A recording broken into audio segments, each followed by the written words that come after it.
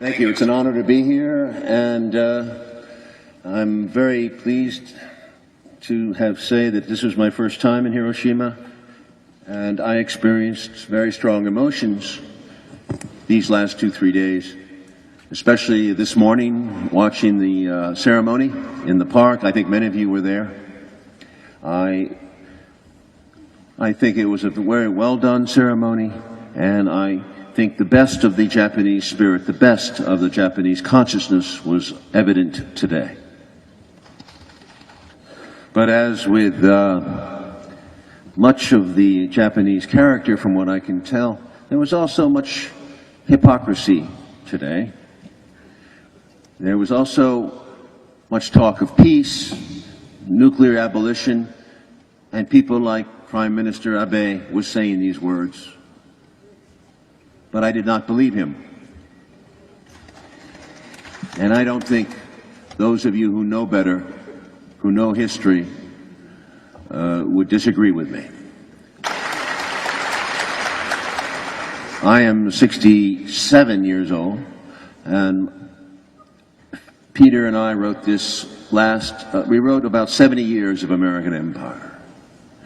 Two biggest losers, the two biggest nations defeated in World War II were Germany and Japan. Look at them side by side and think about that, because in Germany we see a country that literally turned inward and examined itself and felt very guilty about what had happened and what they did to militarize the wars. They apologized, and more importantly, they became a moral force in Europe for peace, a real moral force. Throughout the 1960s, 70s, they lobbied and protested. They were always anti-nuclear. They never would militarize to the degree the American forces wanted them to. And when Iraq rolled around in 2003 under Gerard Schroeder, they said no to the Iraq War. France, Germany, and Russia said no to George Bush. But when I look at Japan since World War II, I see great culture, beauty. From my point of view, I see great movies. I see great music, great food, but I do not see one politician, one prime minister that has stood out for anything. For peace, for moral integrity, not one. The only one that I even remember is the one that Obama got rid of recently because because that prime minister proposed a new policy on Okinawa.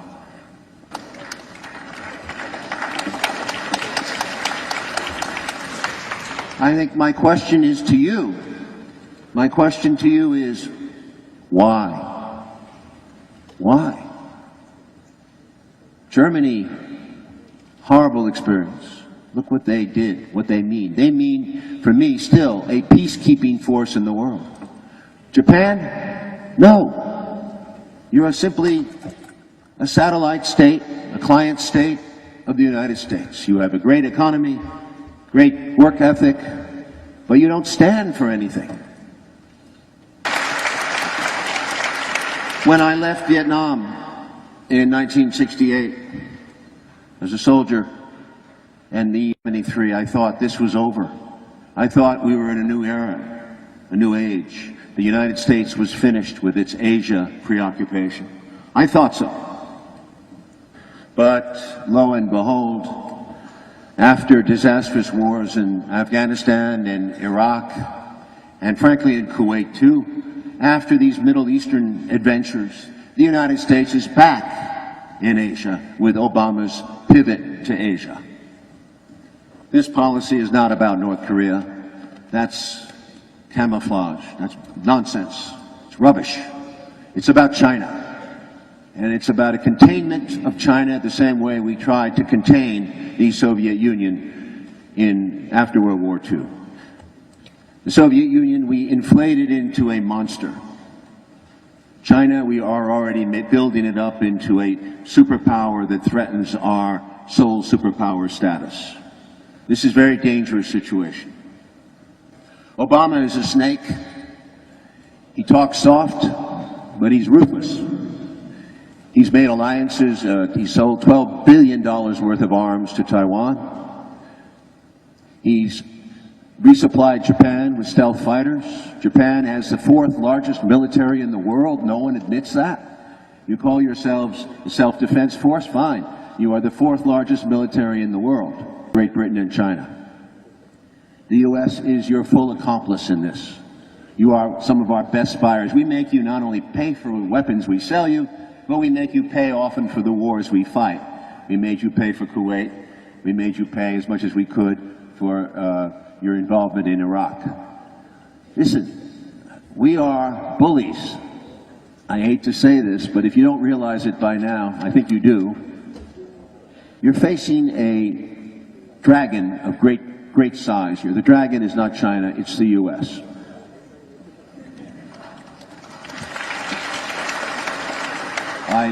4 days ago, I was in Jeju, Korea.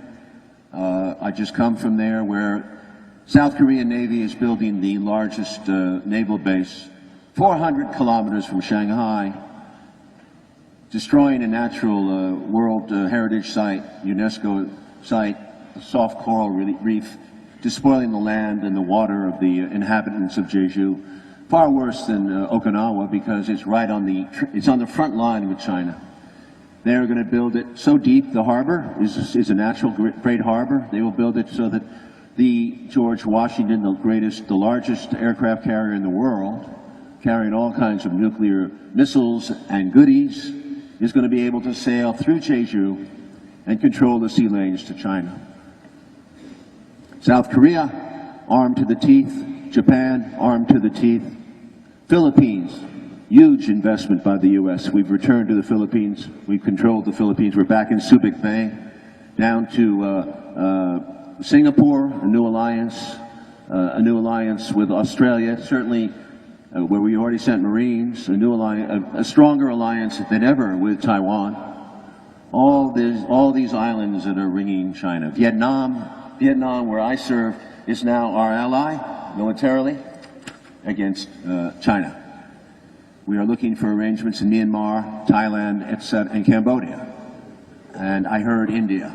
Of all places, India was always non-aligned, but now they have made some kind of new agreement with our military. This is very dangerous. This is the beginning of like NATO started as a defense arrangement, and it turned into an offense arrangement.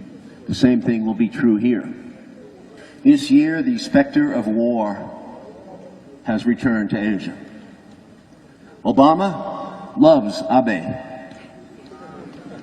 Abe loves Obama because he knows he can get what he wants.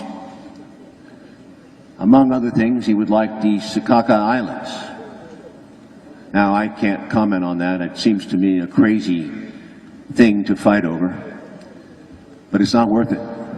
These are small islands.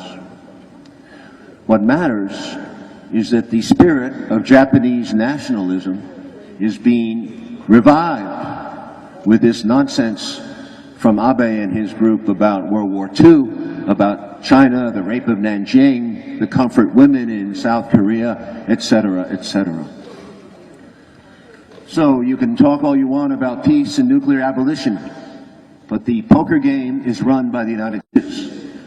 Drastically, its own armament, its ability to sell arms all over the world. We sell 73% of the world's arms. We sell 73% of the world's arms. We make all the bombs, except for Russia and China. We make most of the bombs, and we sell 73% to everybody else. And we include drones, cyber warfare, all kinds of exotic space warfare is coming. The United States is much bigger than just nuclear. It's everything. It's the most dominant military superpower in history. So what are you going to do about it? Get angry, I hope. get angry like we did. We've put 5 years of our life into this book and this movie to try to tell people, educate the younger generation about the dangers and the arrogance of being a sole superpower and a growing tyranny that has to eavesdrop on the entire world, put people in jail without motive, disappear them, keep secret files, secret courts, endless big brother state. Best described, I don't know if you know George Orwell, but he described it very well. This is what is happening to the world, and Japan is going along with it docile. I remind you again, my opening remarks, after Vietnam, you people know the dangers of war. Vietnam was the last big war in Asia. It will happen again. It is up to you to stand for something, as Germany stood for something on the European side. You were the losers of that war. You suffered greatly in Hiroshima and Nagasaki and other places. You must process that grief and make yourself strong to fight the bastards who will fight you again and again and bring much pain to the world. Thank you very much. Thank you.